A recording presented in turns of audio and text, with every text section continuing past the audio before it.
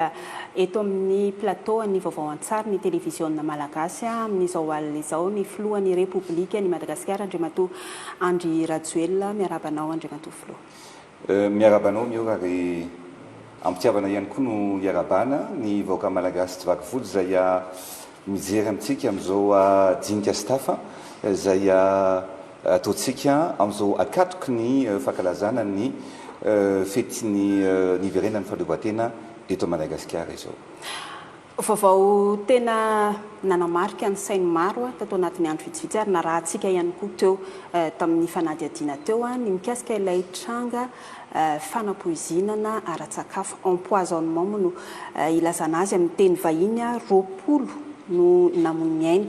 Ramatoa Mialy Rajoelina vadinao moa Andriamatoa filoha efa nitondra teny fampiononana amin'ny mareniny malagasy azy fa eto ihany koa ianao mikasika izay tranga izay amin'ny mahafilohan'ny République ary amin'ny mareniny malagasy rehetra anao. Ihany voalohanteny tokoa miora dia miondrika eo anatrehan'ireo tanora eritreriny izay namony ainy, tanora izay tsy manatsiny tao anatin'iny izay tranga niseho teto Antananarivo iny tao anatin'ilay hoe fankalazana ny tsingeritaona na tovavy iray izay nankalaza ny faha-roapolo taonany. Tsy etokoa ny tsy teny satria dia torotoro ny fo ary malahelo dia malahelo tokoa raha narehany ny tranga iny ary misy fotoana moa nandiniana ny zavatra ny tranga rehetra ary ankehitriny dia makahery an'ireo fianakaviana ray aman-dreny izay namoy zanaka tao anatin'iny tranga iny satria dia tranga mampiorokoditra, tranga mampalahelo ny tranga niseho satria raha raiky amin'ny 10 no nahiditra hopitaly teo anivon'ny HGRA dia ankehitriny zany dia 17 no namony ainy tao anatin'izay ary 5 kosa dia efa sitrana somatsara ary ny 5 dia mbola ao anatin'ny fitsaboana ary ny 5 amin'izy ireo dia efa mihatsara. Ny adidin'ny fitondram-panjakana aloha ankoatra ny fankahirezana sy indrindra nitondra ny fitsaboana rehetra izay hoentina amin'ireo marara rehetra dia efa miteny koa zany hoe ataontsika ny fomba rehetra izay anavotana an'ireo izay mbola ao anatin'ny fitsaboana ankehitriny. Efa misy protocole vaovao moa no efa mipetraka ankehitriny ary ny tenako dia mivory miaraka amin'ny ministra isatokiny izay miantso manaraka akaiky ny fivoaran'ny toe-draharaha sy ny tena antony na tonga an'iny tranga iny. Ankehitriny moa zany dia fantatsika hoe inona ny zavatra ny tranga satria nareo fianakaviana ireo izay namoiavana ary dia te hafantatra hoe inona marina ny zavatra ny tranga ary ahoana ny zavatra ny andraikitra tokony ho raisiny fitondram-panjakana anampiana an'ireo fianakaviana ireo. Ny zava-nisy rehefa nanao tatitra teo anivon'ny filakevitry ministra, ny ministra ny fahasalamana, ny ministra ny misana ny gendarmerie dia zavatra roa no afaka tsoahana tao anatin'ny tranga zany. Ny voalohany dia tena mahonena satria dia rehefa natao zany ny fikarohana sy ny analizy izay natao satria ny sakafo nohanina natao ary le sakafo nohanina no natonga an'le tranga nafatesana olona maro zany. Ny sakafo nohanina dia misy an'le hoe donuts, le gâteau ireny zany gâteau maina misy crème ao anatiny no nohanin'ireo izy ireo ary rehefa nisy olona izay tsy nanatrika an'le fety fa nahazo kosa an'ireo donuts ireo dia tratran'izay fanapozinan'izay dia rehefa nisy tamin'ireo olona ireo koa zany namena an'ireo donuts ireo zany ny expérimentation natao tamin'ny ireo souris na totozy na voalavo moa zany dia tonga dia maty avy hatrany ireo totozy dia fantatra zany fa misy pozina ilay sakafo izay nohanin'ireo olona nanatrika ny fety ireo ary mahonena dia mahonena le izy satria ny fean'izay zany dia le sotoavana mihitsy no very eto amintsika hoe ninina antony tsy misy a hoe andeha aminona olona toy izany indrindra moa fa vao mainka mampavaky fo anatin'ilay izy dia hoe mbola tanora eritreriny no natao anatin'izy iny ka ankehitriny zany dia fantatra hoe empoisonnement fa tsy intoxication alimentaire misy zavatra roa mantsy ao anatin'izy ireo ny zavatra hita moa zany tao anatin'ilay izy dia hoe inona avy a ny signe classique na ny toe-dravatra rehefa misy ny intoxication alimentaire rehefa misy zany intoxication alimentaire ary zay zao dia fantatrany zany tany Mahajanga rehefa tsy voatandrina ny fitehirizana ny sakafo rehefa tsy voatandrina ny fandrahoana ny sakafo indrindra fa resaka fruits de mer na charcuterie reny dia miteraka an'izay ny fitrangan'ny intoxication alimentaire dia douleur abdominale zany hoe marary kibo zany ny olona dia mivalana na mandoa zany ao anatin'izy zay misy diarrhée na vomissement fa ty tranga ty kosa zany dia ny zavatra hita saba avy hatrany vao nisy le tranga dia nisy aloha teny an-dalana dia maty satria tratran'ny asphyxie zany hoe tonga dia sepitra dia tsy afaka ny ena ntsony dia ny karapoka dia maty avy hatrany nisy ihany koa ny tranga vao mifampiantsoako tamin'ny ministra ny fahasalamana teo dia hoe misy zany zao ny olona roa maty farany teo zany zay ndao zany fahafatesana dia voan'ny hémorragie digestif zany hoe nandora na ny valan-dra zany zay tsy ao anatin'ny resaka ao anatin'ny resaka intoxication alimentaire zany dia ny akamaroan'le olona voan'ity moa zany dia tonga dia sepitra daholo zay zany no tranga hita sy azo tsapahitanana ankehitriny dia zay no natonga atsika ary eto moa dia manome tormarque zany zavatra roa no ataontsika ny voalohany dia ireo singa ny sakafo zay natao teo zany dia nalefatsika any ivelany satria raha ohatra ka miresaka an'izany hoe fanapozonana zany zany tsika dia misy singa zany tsy ananantsika afana manao analyzy eto amintsika fa fantatra zany izy hoe fa tsitsika io fantatra hoe inona le pozina natao tao anatin'io sakafo tsy maintsy ataontsika hatramin'ny farany ary faharoa moa dia tormarque nomeko an'ny ministra sy ny tompona andraikitra rehetrarehetra hoe tsy azo ho avela impuni na hoe tsy azo ho avela mandalo fotsiny amin'izao fa tsy maintsy saziana farak'izay mafy ny olona mavandoza mamono ny fianakaviany na ny mpiray-tanindrazana na olona mitovy anazy toy izao tranga misy zao ary efa eto moa dia efa miteny mihitsy satria andro amanalina manao enquête ny enquêteur ary efa misy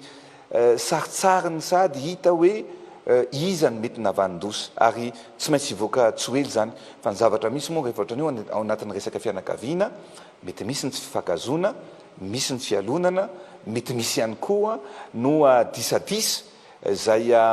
mitarika any zavatra tsy fanao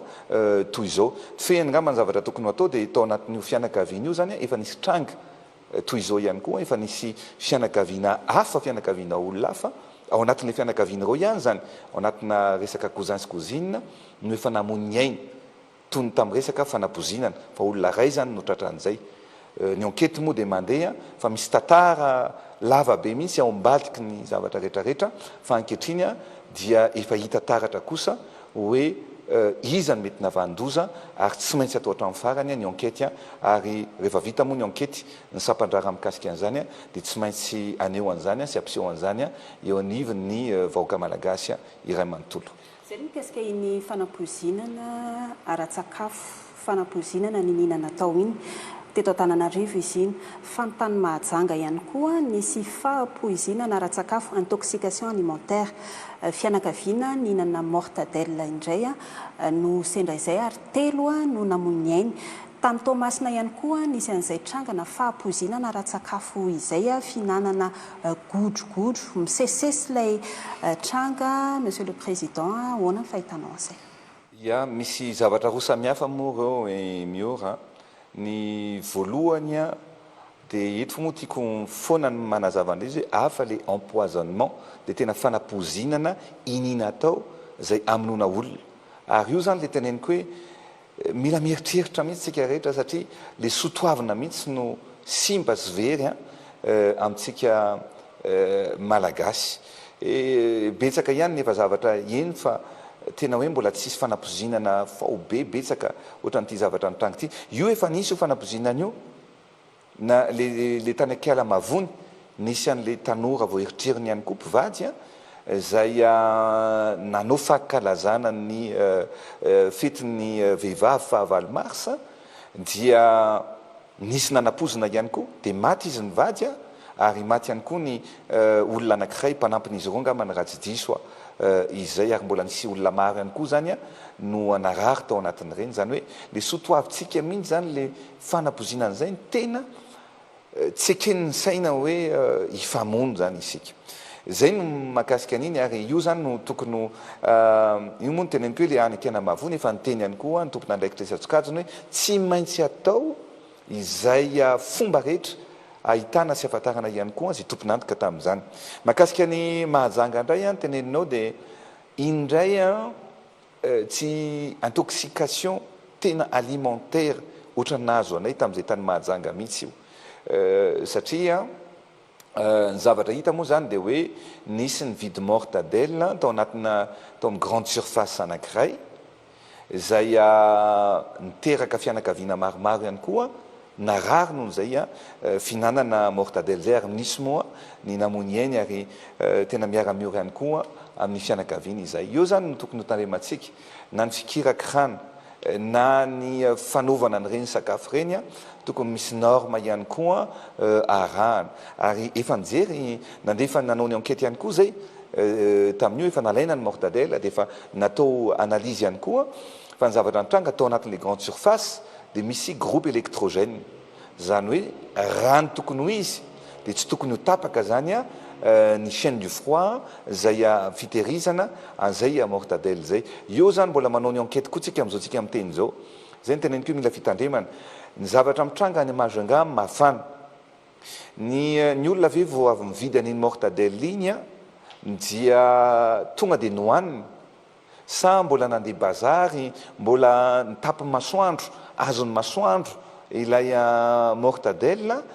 dia mety hoe maraina ny tsena dia mety ny hariva ve vao nihinana an'iny zany zavatra rehetrarehetra zany mbola tokony hojerevana ihany koa zany ao anatin'ilay izy fa mila mitandrina tsika rehetra mila mitandrina ny tsirairay avy satria betsaka ny olon-dratsy ary mila mitandrina ihany koa tsika amin'izay zavatra rehetrarehetra ho antsika na io resaka charcuterie na ny sakafo rehetrarehetra ihany koa zay ao anatin'izay ny tany tamatavy moa ny teneninao tao dia hoe godrogodro io zany no mila fandalinana lalina koa hoe ahoana moa zany no atonga ny godrogodro no hanina zay nahafaty olona ihany koa satria ny godrogodro tsy mila tehirizina ao anatina vata fampanagatsianana na réfrigérateur fa zavatra ohatran'ny mofo baolina mofo gasy mofo zay finatsika ihany koa zay godrogodro zay ka zay ny teneniko hoe tsy maintsy tohizana trano ny fandalinana no mahatonga ny renitranga maro samihafa eto amin'ny firenena ireny voalazana tao Andriamatoa Filoha mikasika io intoxication alimentaire io anisan'ny mahatonga ny intoxication alimentaire ny fahatapahan'ilay antsoina hoe chaîne de froid zany hoe le raha ohatra hoe zay mortadelle zay ohatra zany ny resahana tokony hoe mijanona anatina toerana mangatsiaka tsy tapatapaka izy zava-misy nefa amin'izao fotoana izao ny jiro tapatapaka foana manerana ny nosy indrindra moa eto andrenivohitra moa zany no tena iainanay sy ny amin'ny tapany atsimon'ny renivohitra iny anisany mahatonga izay intoxication alimentaire izay anisany araka ny nambarako teo mijaly le vahoaka Andriamatoa Filoha mikasika ity jirama ity fa inona marina zany tena olana efa nazavainao teo ihany fa tsara foana ampahafantarina ny rehetra hoe inona ny tena zava-misy fa tena mijaly izahay vahoaka amin'ity resaka jiro ity miora ny fizalianany jiro dia iainantsika rehetra ary rehefa mijaly ny vahoaka dia milazaminao fa tsy matory andro aman'alina mitady ny vahaolana mijery ny olana ary tsy maintsy mitondra ny vahaolana ao anatin'izany olana rehetrarehetra zany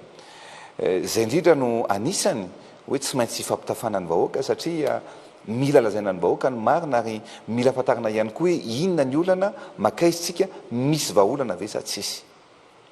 Ny zavatra tiako ambara raha mikasika ny Antananarivo manokana dia ny problème ny olana voalohany aloha olana roa zany ny zavatra misy fa le olana voalohany aloha no resahako. Ny olana voalohany ny tena natonga ny fatapatapahan-jiro natonga fahasorenana tamin'ireo quartier maromaro teto amintsika dia ny fipoahan'ny transformateur anankiray tamin'ny hoe Tana Sud. Ny Tana Sud io dia transformateur agoavana be 25 MVA na équivalent na 25 kVA zany no ampoka efa ampoka izy io tamin'ny herintaona dia ny toerana rehetrarehetra iny Anosizato Ampitatafiky Fenoarivo Vodivorona iny rehetrarehetra iny zany tapaka daholo hatrany Ameritsiatosika hatrany Arivomamy Soavinandriny Itosy Ray Manontolo 67 hectares rehetra Ampefloa Tanjombato sy ny zone Forelo.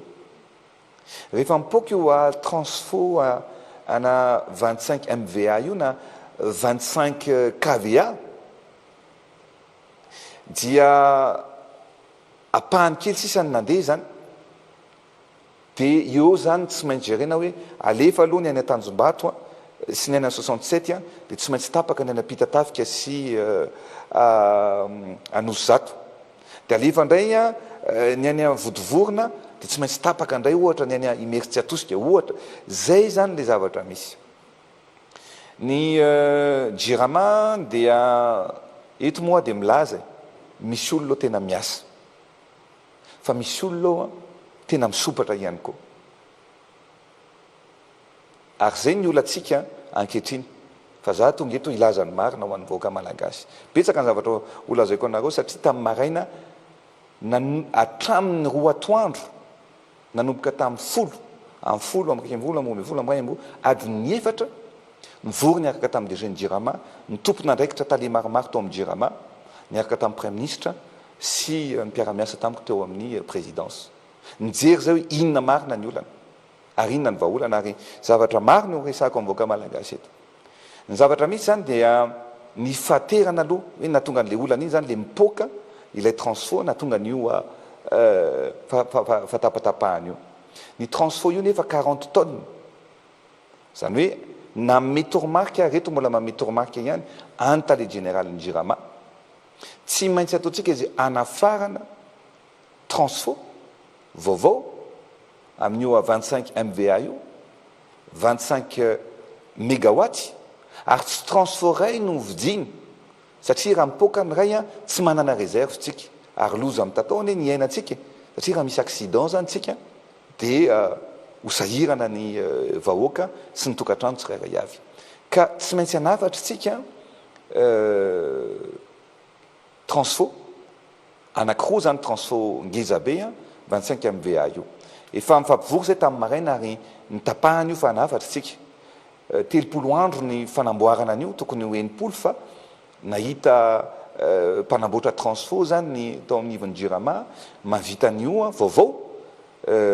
mavita an'io anatin'ny 30 andro ary tsy afaka alefa avion moa io fa tsy maintsy alefa sambo dia 30 andro afaka 80 andro na roa volana zany dia ho tonga ny transfo vaovao fa nametraka tamin'ny Jirama hoe tsy afaka iandry afaka roa volana fa tsy maintsy atao zay avita an'io ary reto isorako ary makahery ny mpiara-miasa ao amin'ny Jirama zay manamboatra anazy satria misy rebobinage be dia be ao ataony isy pièce be dia be tsy maintsy nafarana avy any ivelany efa tonga eto daholo ankehitriny ary ny fanamby napetraky ny tale général ny Jirama sy mipiasa ny Jirama tamiko dia tsy maintsy fitaina amin'ny herinandro ho avy zao zany hoe afaka andro vitsivitsy zany alohan'ny fety zay ankalazantsika ny fahaleovan-tena io transfo zay 25 MVA io. Misy fanadidina nataonay raha teo teny Anosizato monsieur le président mikasika io fahasimbana teny ny Anosizato io misy ny vahaolana vonjomaika izay nataony teo anivon'ny Jirama amin'ny fametrahana sous-station teny Soavina Tsimondrano raha sitraka angamba no dia alao ho arahantsika vetivety mikasika izay fanadihadiana izay. Ankoatra ny fahatapahan-jiro mifandimby mahazatra na ny délestage iainan'ireo faritra maro eto Antananarivo, mafimafy kokoa no iainan'ireo mponina any amin'ny zotra Tana Sud, izany hoe ny any amin'ireo faritra maromaro ao amin'ny distrika na Tsimondrano, Ampitatafika, eo Fenoarivo ka hatrany amin'ny faritra Itasy. Antony mahatonga izany ny fahasimbany ity vata-panova herinaratra na transformateur eto amin'ny sous-station Anosy ity efa ho herinandro maromaro izay. Arak'izao hitantsika izao, mbola tsy miasa io vata-panova herinaratra io hatramin'izao. Raha ny nambaran'ireo tompon'andraikitra, tsy maintsy nalefa namboarina ny fitaovana tao anatiny. Raha ny fanazavana avy amin'ny Jirama, efa nisy ny vahaolana vonjomaika noraisina raha ho an'ny zotra Tana Sud, dia ny nananganana ny sous-station kely eny Soavina Tsimondrano. Izy io izay nandeha nanomboka tamin'ny fahafitony volana Jona teo, entina manatevina ireto fitaovana eto Anosy ireto, hanamaivanana ny fahatapahan-jiro amin'ny faritra Tana Sud io. Izay ny mikasika iny fanadihadiana izay tsara pahafantarantsika nataon'ny mpanao gazety ny televiziona malagasy androany teny Anosy Zato. Tsy nisy moa ny tompon'andraikitra ny Jirama afaka nanazava tamin'iny resaka teny Anosy Zato iny fa eto ianao Andriamatoa Filoha efa nambaranao teo ihany ny natsidika eo ihany le olana fa amin'ny ankapobeny zany inona zany tena zava-misy ary inona no vahaolana. Dia ny misaotra anareo teto anivon'ny TVM aloha nanao an'iny reportage iny satria ny sary tokoa dia malaza zavatra betsaka noho ny teny zay atao. Ny zavatra misy dia efa misy vahaolana no eto ny Jirama satria efa nametraka 7.5 MVA zareo ina Soavina angambany izay mba nentina nanamana ny olana ny ampahany betsaka amin'ireo tanàna zay efa tsy dia misedra intsony fatapatapahana zany. Ohatran'izay koa ny ilany makany amin'iny Tana Sud iny ihany koa zany. Fa ny zavatra misy ary tena tsara ho fantatsika dia ny fahaterany ny fitaovana izay ampiasaintsika eto anivon'ny Jirama. Mba fantatrareo fa ny sous-station eo Ambodivona raha mba tsiko apotra kely satria nitondra tableau mihitsy imio raha jerevy tsara. Ny sous-station Ambodivona efa tamin'ny 1956 no natao io. Ny eny Ambonimanambola efa tamin'ny 1982. Ny Tana Sud izay mipoaka foana io dia efa tamin'ny 1988. Ny Tana Nord zany tamin'ny 2001. Ary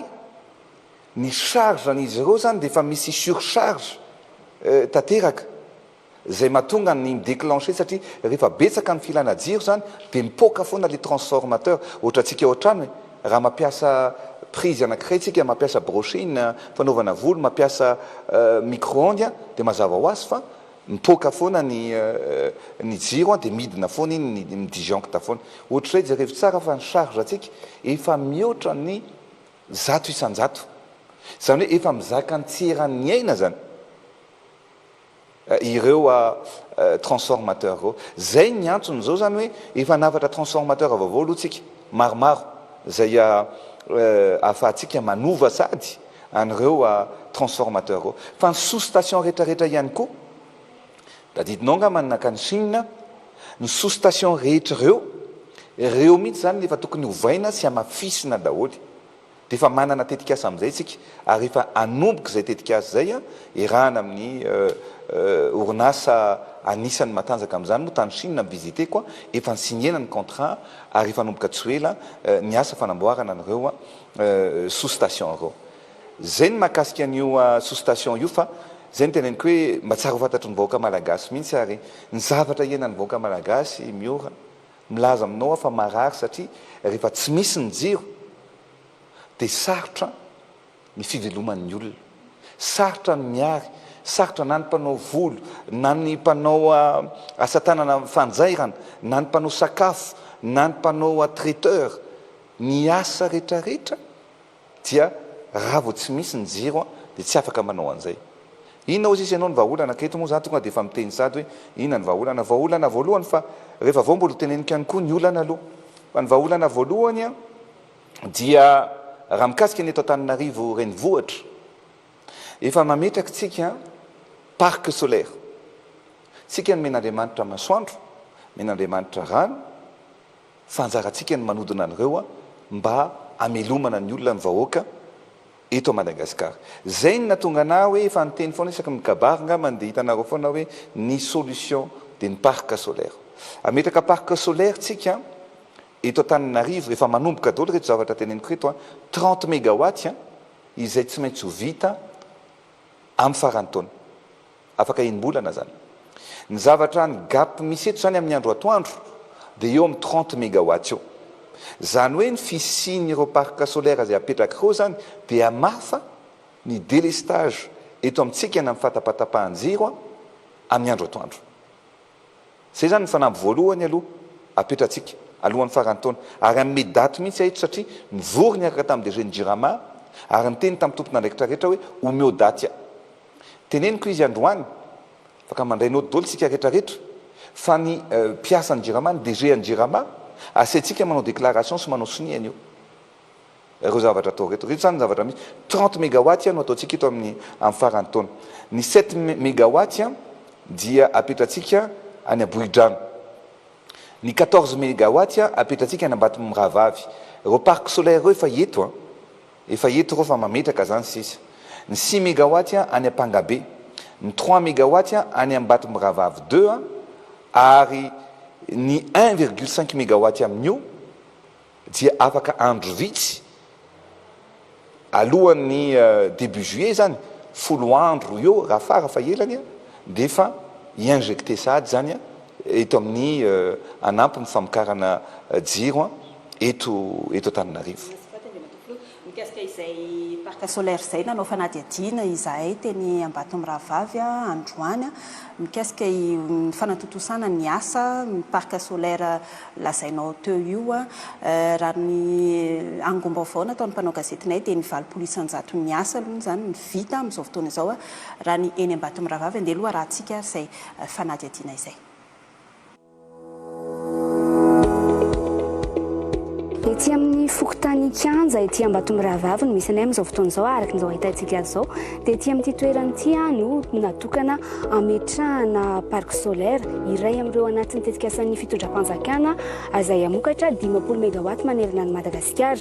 Araka izao ahitantsika azy manodidina anazy ao dia efa mipetraka avokoa ireo panneau solaire natao amin'izany tetikasa izany. Efa mamaraparana ny asa ihany koa ireo teknisianina izay miasa ety an-toerana. Raha ny antotanisany mena izy ireo dia efa manodidina ny 900 ny asa no efa vita ety an-toerany. Andenge ho fatapataritsika ny zava-misy ety. Manao ny équipement électrique, ny assainissement efa manomboka efa mamaraparana ny teknisiana ny Jirama, ny ligne efa mipetraka daholo, ny réseau, ny interconnecté efa misy poteau efa hiditra any amin'ny réseau daholo izy ity ary ny batterie no efa andalana ho avy ety ankehitriny transformateur izay hitantsika ireo fa efa ireo daholo ny transformateur izay goavana mamelona ny centrale ity. Tsy ho ela dia amokatra herinaratra 1,5 mégawatt Ambatomirahavavy. Miisa 1,740 ny mpanao napetraka eto amin'ity toby famokarana herinaratra azo avy amin'ny herin'ny masoandro eto Ambatomirahavavy ity. Miisa 490 kosa ny plateau mitazona izany. Efa hita ety an-toerana ny vata-panova herinaratra na ny transformateur. Efa andalam-patongavana kosa ny batterie de stockage. Mbola andingana voalohany amin'ny tetikasa ity napetraka ity mbola hisy ny fanitarana izany. Anisan'ny tanjona goavana nametrahan'ny fitondram-panjakana ity tetikasa famokarana herinaratra azo avy amin'ny herin'ny masoandro ity ny famenona amin'ny banga sy ny tsy fahampian'ny famokarana ato anatin'ny area na ny tambazotra iraisana Antananarivo. Ankoatra ny eto Ambatomirahavavy efa misy ihany koa ny tetikasa amin'ny toerana hafa. Raha tsy ahivina 20 megawatt ny tanjona napetraka manerana ny nosy ka saika misitraka izany angovo azo avy amin'ny herin'ny masoandro izany avokoa ireo tanàn-dehibe. Ilo zany ny tany Ambatomirahavavy fa ny tena fantaniana manitikitika anay Andriamatoa Filoha dia hoe roviana zany no tapitra ity aizina ity ity délestage ity. Ya, mitombona ny fantanianao miora ary ny zavatra tsara ho fantatra aloha amin'ny ankapobeny dia mitombo ny filana fampiasana herinaratra eto amintsika. Mitombo zany ny consommation fa ny famokarana kosa dia tsy maharaka an'izay ny fametrahana fotodrafitrasa izay mampitombo ny famokarana herinaratra eto amintsika. Ny zavatra mitranga dia tsy eto Antananarivo ihany satria Ambatomirahavavy ny hitanareo tao iny fa anisan'ny makarary ana ihany koa ny zavatra mitranga tany Mahajanga satria rehefa misy olona maty zany manao enquête moa tsika zao hoe inona nahatonga an'ilay intoxication alimentaire fa mamparary zany ny tany amin'ny fanamboarana an'ilay mortadelle ve sa tao anatin'ilay fanaovana chaîne de froid ve tsy respecté fa zay ny mahatonga ana hoe ny any Mahajanga alohan'ny mois de septembre dia tsy maintsy vita ihany koa efa napetrako tany mivady fototra fa nisy novaina moa le toerana ametrahana anazy hoe atao any appareil mahitsy dia misy vatovato le toerana tany dia nesorina teo amin'ilay toerana zay natao eo akaiky ny ville zany hoe nanganovana fotodrafitrasa hafa dia zao zany tsika hoe averina eo amin'ilay CEFIM moa izay raha tsy diso ny anarany apetraka eo zany les parcs solaires zany hoe 3,5 mégawatt tsy maintsy vita amin'ny volana septembre any Mahajanga. Rehefa tafapetraka io inona ny zavatra mitranga satria anao miteny hoe inona moa zany ny zavatra afaka endrasana. Tafapetraka io tsy misy délestage tsony amin'ny andro atoandro ao Mahajanga. Zany hoe afaka miasa amin'ny asa fiarina ny olona tsirairay avy zany ao Mahajanga ary izahantsika amin'ny alina ihany koa dia ho rattrapena satria afaka mampiasa solika misimisy kokoa tsika amin'ny hariva ao anatin'izay. Toliara ametraka 2,5 mégawatt tsika, Antsiranana ametraka 2,5 mégawatt ihany koa tsika, Nosy be ametraka 5 mégawatt tsika. Alohan'ny farany taona daholo zany dia vita miora. Mikasika ny Antananarivo manokana 30 mégawatt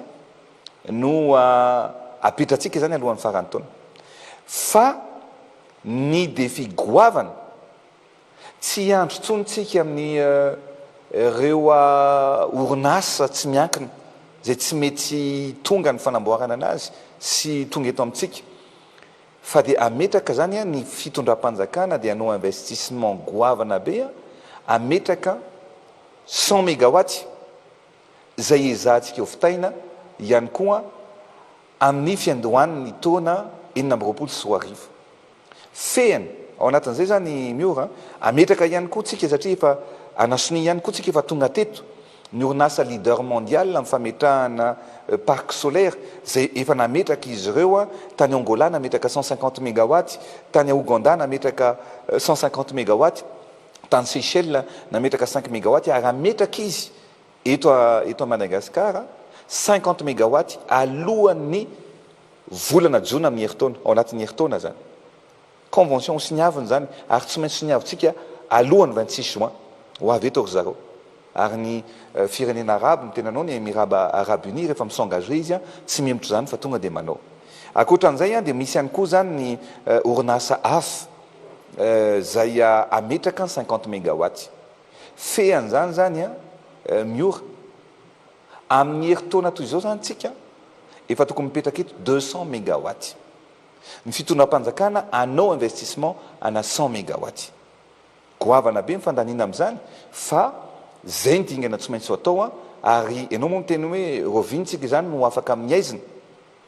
zay mitondra fahazavana tokoa dia mitondra fanantenana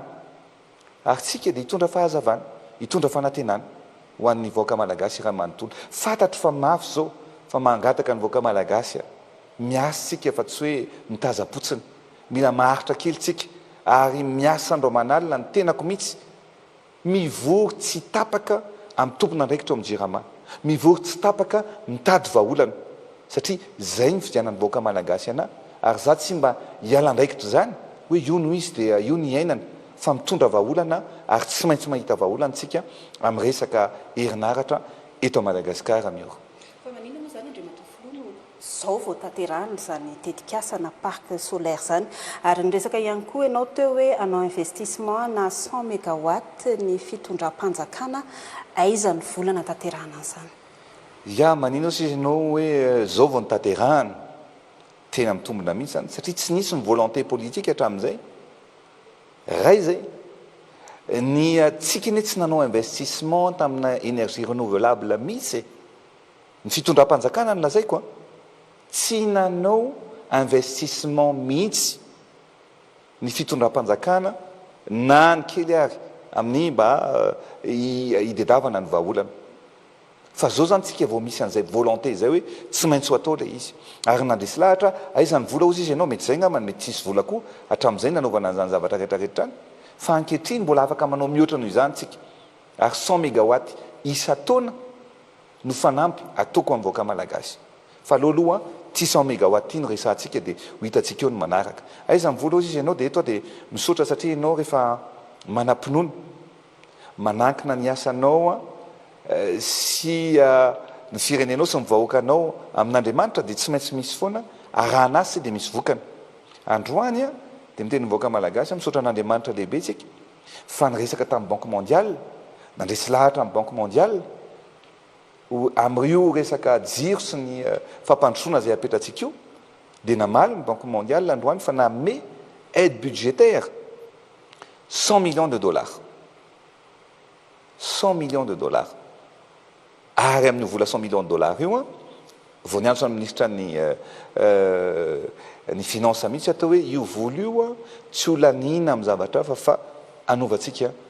ny parc solaire zay efa misoratra ao anatin'ny telopolo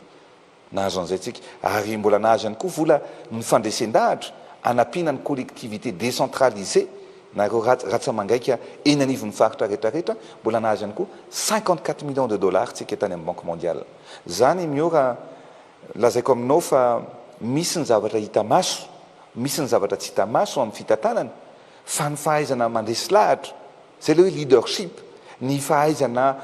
mandresy lahatra anareo partenaire rehetra koa ary mbola nahazo ihany koa tsika mbola azo ihany koa any amin'ny 100 millions de dollars ihany koa amin'ny FMI amin'ny volana jolay ho avy zao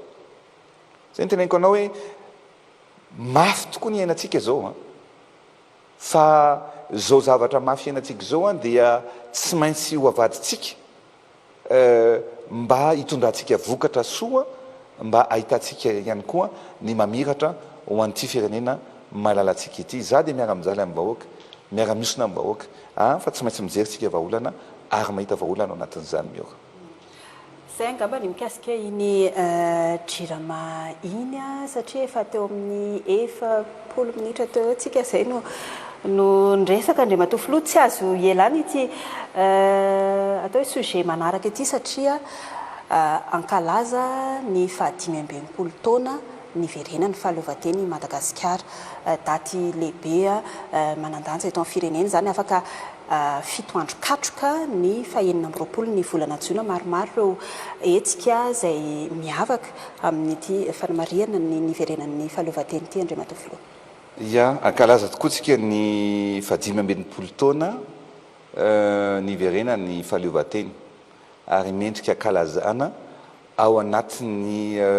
fomba mendrika tokoa izany fa mbola te hiverina kely miora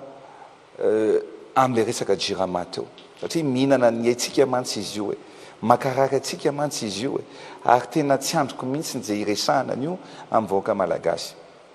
lazaiko anao fa za mpitatana orinasa ary fantatro tsara rehefa misy ny tsy mety rehefa misy ny tokony ho arenina ao anatin'ny orinasa na ao anatin'ny firenena anankiray ny zavatra mitsanga satria ho tenentsika amin'ny vahoaka malagasy ny zavatra marina rehetrarehetra zavatra misy olana goavana eo anivon'ny famatsiana solika sy ny kirakira an'izany solika zany eo anivon'ny jirama zay miteraka fampiatoka ary miteraka fijaliana sy misy fiatraikany ratsy sy mivatana eo amin'ny fiainany vahoaka malagasy. Ary tsy maintsy olazaiko ilay izy adiny efatra ny vorony akaka tamin'ny DG Andriramà androany ary nijerevanay daholy ny compte rehetrarehetra amin'ny roa zay mbola tsy misakafo miora fa najanona fotsiny aloha ary mbola ivorony ndray zay amin'ny latsinainy. Ny zavatra hita sy tsapa dia ny hoe mampanontany tenitsika hoe fa maninona mitombo ny délestage any Diego any Atsiranana, maninona mitombo ny délestage any Mahajanga, maninona no mitombo ny délestage eto Antananarivo. Nefa tsika zany zao mbola misy rano ihany aloha satria ny période d'étayage mbola any amin'ny volana septembre anoany octobre any vao tena ho mafy be io délestage io. Zay no izahantsika anaovana an'le tetikasa rehetra reny. Fa ny zavatra mitranga nefa miora ary ny tena mampalahelo dia zao rehefa nijerevana daholo ny compte rehetra teo anivon'ny JIRAMA, ny solika zay voalaza fa naterina tany Mahajanga no lanina teto Antananarivo sy tany Atsiranana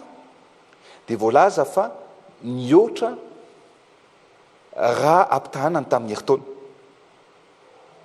Niotra ny solika nefa ny délestage memafy. Tsy logika anie zany raha mampiasa solika misimisy betsaka ianao dia mihena ny délestage na tokony foana ary ny délestage. Fa raha ohatra ianao zany ka ampihenanao ny solika dia tokony memafy ny délestage. Ny zavatra misy fotsiny zao dia ohatra ary tiana olazaiko amin'ny vahoaka mihitsy moa ty hoe ny tany Mahajanga ohatra dia ny zavatra misy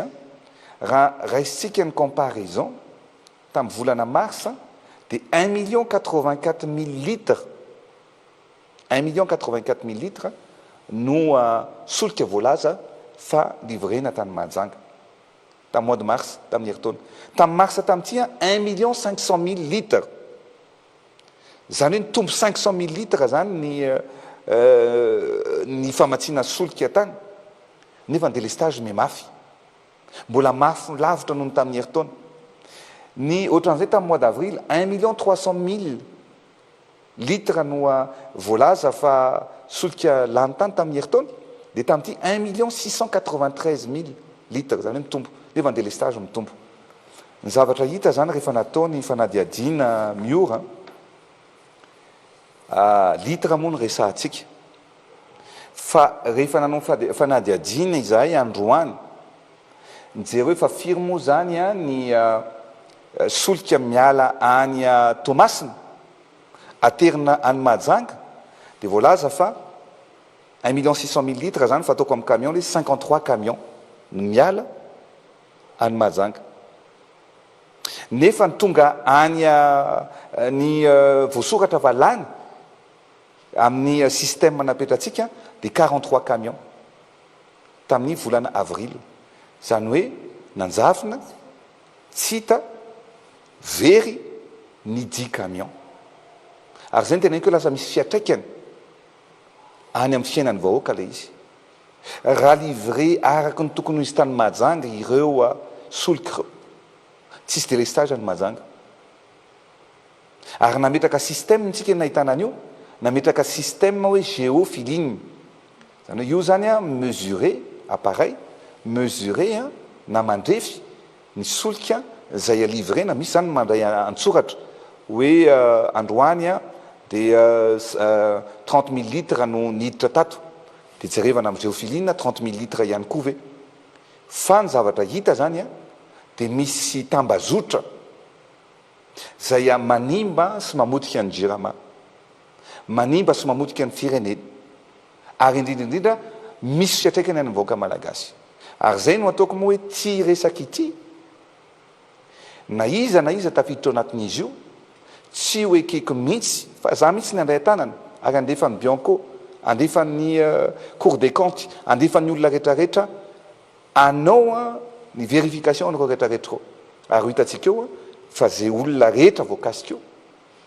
dia tsy maintsy hiara-sazy tandrify azy. Ampy zay ny fampijaliana vahoaka, ampy zay ny fangalarana,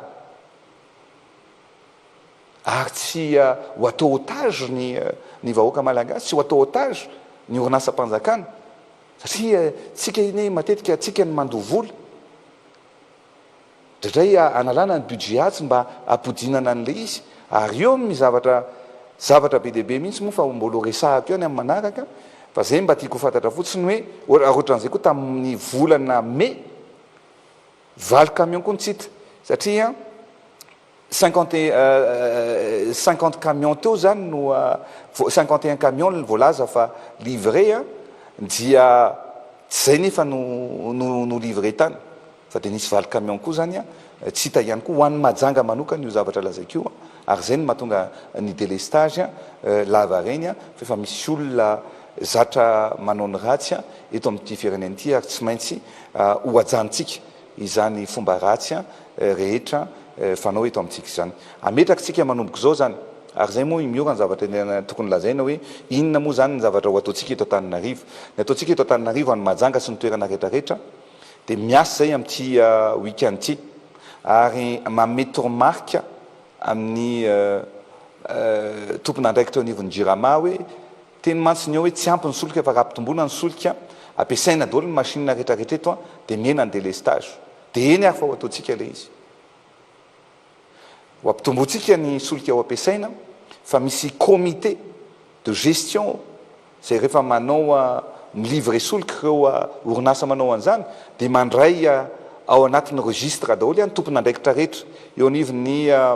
ministère eo anivon'ny Jirama eo anivon'ny Bianco ary anaramaso an'izany ny eo anivon'ny présidence mba tsy sinitsony ny alatra ao anatin'izay de eto zany afaka amin'ny teny vahoaka malagasy hoe ezahantsika ho fafana ho ezahantsika ahena farak'izay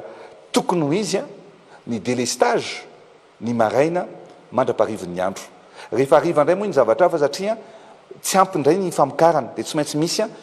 mbola isy délestage kely zany amin'ny ariva fa amin'ny atoandro aloha zany hoe manomboka amin'ny enina maraina mandra-patonga ny amin'ny enina ariva de ezahantsika ny mandra-patonga ny amin'ny 20 amin'ny 10 ariva eo ny anafoanana an'izay délestage zay satria ho ampitombotsika ny solika fa izy kosa fanaraha-maso entitra ao anatin'izany fampiasana solika izany zava-dehibe loatra iny nambaranao teo iny Andriamatoa Filoha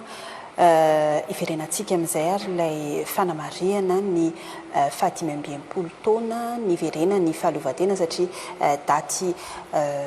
manandanja zany hoe 520 taona zany niverena ny fahaleovantena ny Madagasikara totoy ny ahoana ny karazana hetsika amin'ity asaramanitra ity ia araka ny teneniko anao tao moa miora de hoe mendrika tokoa ny ankalazany zany fa 520 taona niverenany fahaleovantena zany ny malagasy satria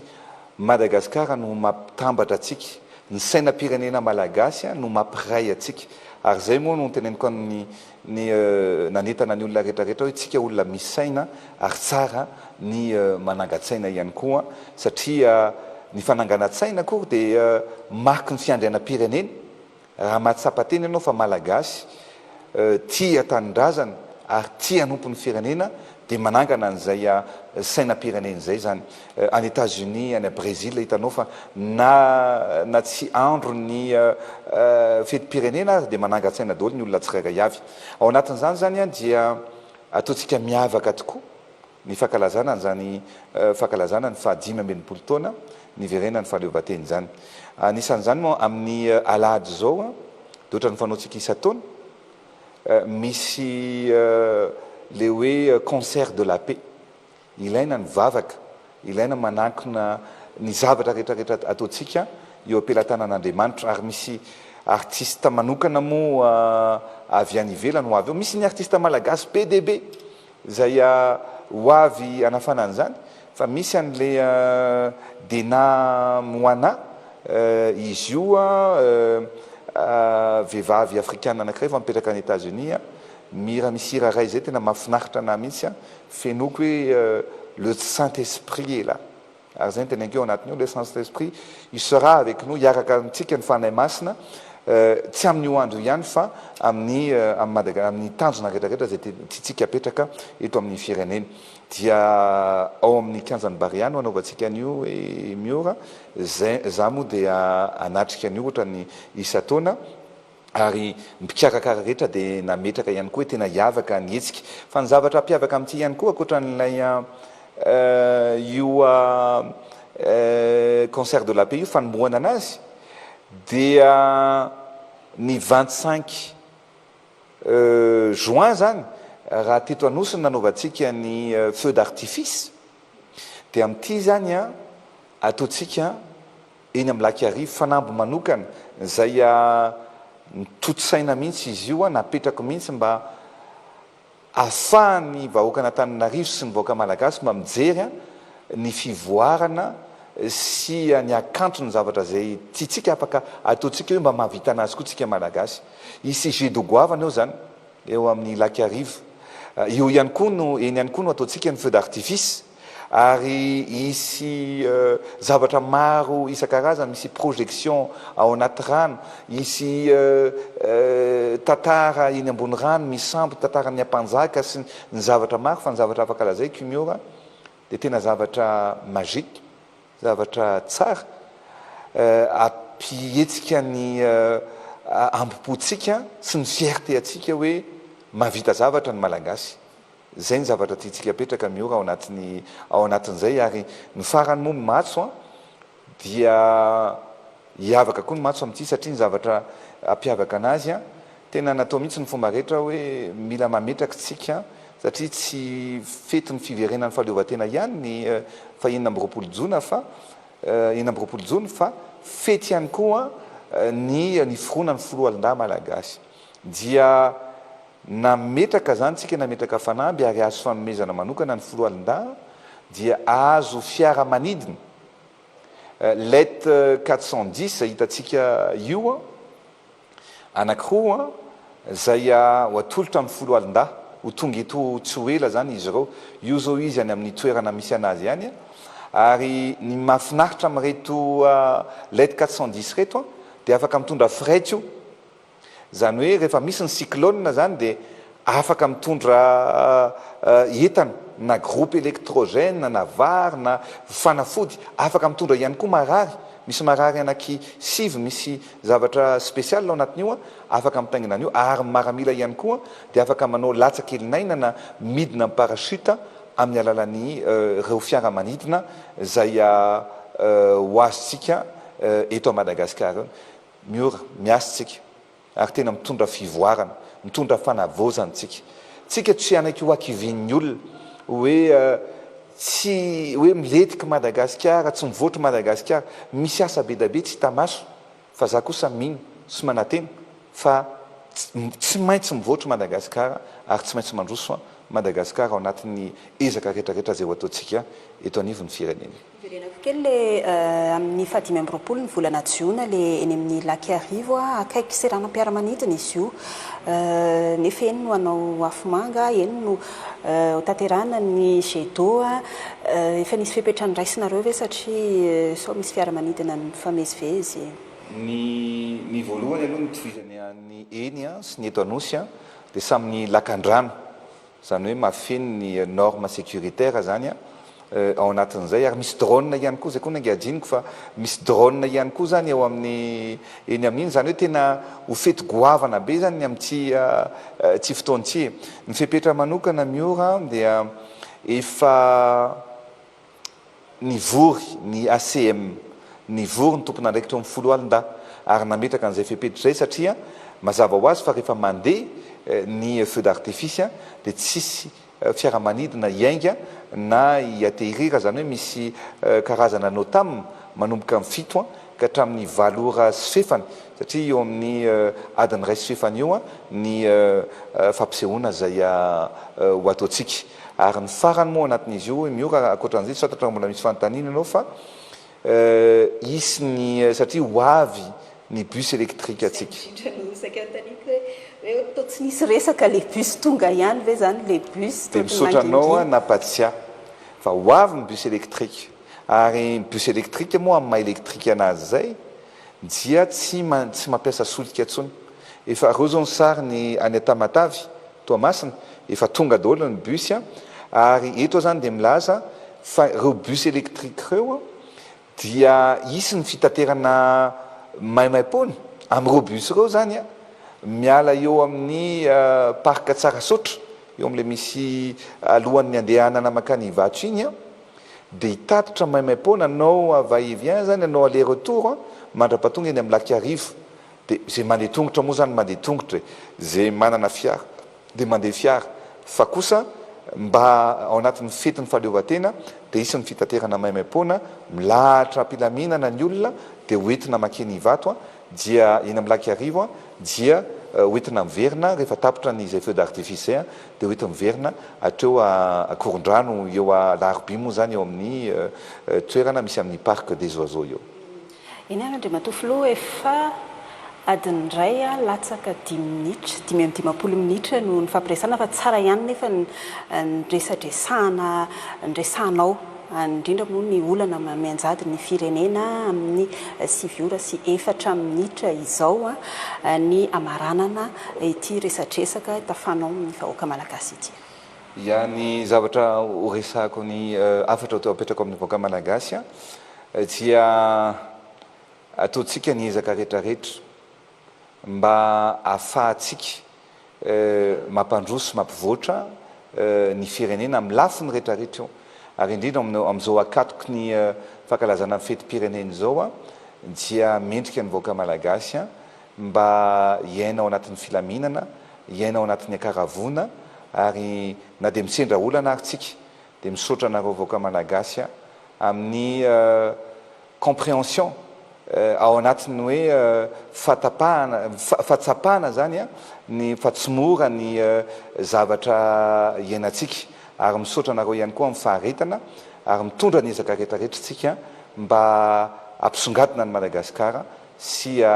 ampandroso ny Madagasikara. Ny zavatra rehetra dia apetratsika amina eo ampelantanan'Andriamanitra daholo ary ho tanteraka daholo ny fikasantsika fikasana tsara ary tsisy atohatra tsisy asakana zay zavatra hoentintsika ampandroso ny firenena.